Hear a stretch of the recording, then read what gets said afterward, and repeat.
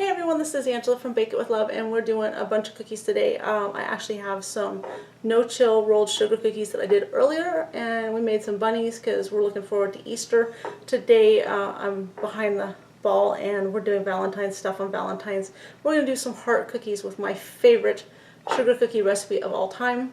This is adaptation of a vintage Betty Crocker recipe. This is the way I like to make it. So if you like to use shortening, get out of here. No, I'm kidding. Straight butter though.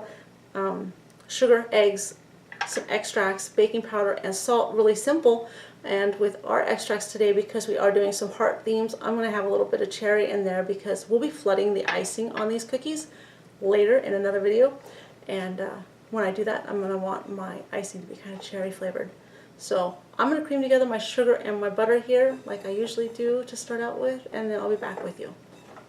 Okay, I've got my butter and my sugar creamed together here. I'm going to add my wet ingredients, my eggs here, and the extracts. A little bit of a pink tint. We're distributing through a lot of dough though, so we should be fine. And I like to add my baking powder and my salt and distribute it through the wet ingredients rather than through my dry ingredients so that I can keep this in one bowl. And just mix that, and then we'll add our flour, and then we'll refrigerate this. This one needs to be chilled for about an hour. So spread it kind of thin when you get it all done here, and refrigerate it. Covered if you're going to do it for more than about an hour. You can also freeze this dough if you want, up to 6 months.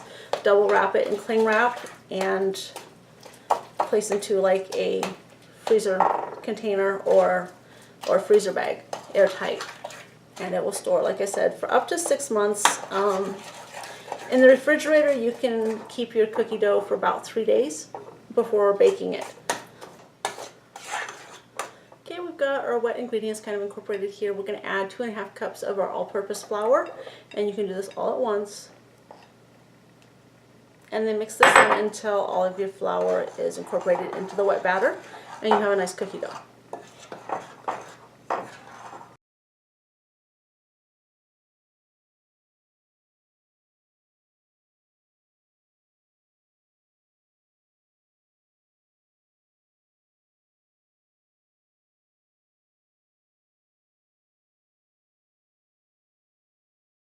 So other than a few dry kind of crumbly pieces at the bottom of the bowl, we are fully incorporated here, and our cookie dough is ready to go into the refrigerator and set for about an hour. Okay, so our traditional rolled sugar cookie dough is ready to go in the refrigerator. It's going to chill for about an hour before we bake it. And when I do bake this, I'm going to bake it at about 375 degrees and only for about 6 to 8 minutes, like our no-chill sugar cookies. I don't want any browning on the bottom, not even a little bit. I want them pretty white when they come out of the oven. So we're going to give these about an hour, like I said, and then we'll be back to bake these. Okay, so just like with our no-chill rolled sugar cookie dough, we're going to go ahead and roll our traditional sugar cookie dough out. I like to flatten mine a little bit first. You can take some of your flour and rub it on the surfaces so that it doesn't get caught on your rolling pin.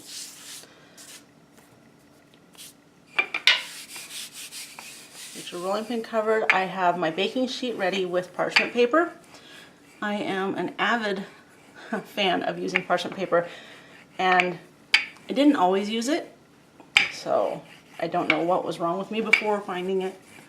I love using it now. If you can't find it in your store, like over where the aluminum foil and cling wrap would be, then most Walmarts carry it. They have in the party area, they have some wedding stuff, and across from that typically is where you could find the cake supplies, cupcakes, stuff like that, candy. And that's where I find my parchment paper when I can't find it anywhere else. This is, again, a little bit over 1/4 inch, and this is the thickness that I want. So we're going to do some Valentine's hearts here.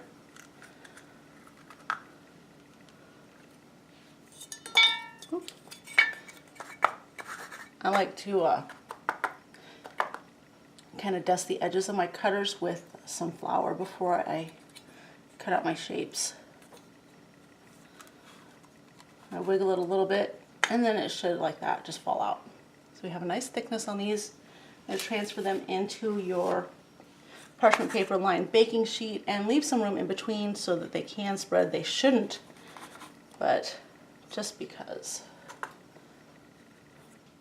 And your excess pieces here you can mix with some of your unused dough, and it will roll out just fine.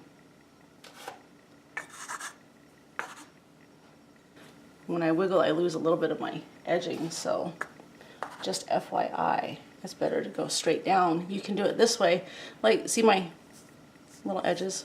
So I want to keep those and not mess them up by wiggling. You can pull your cut dough away.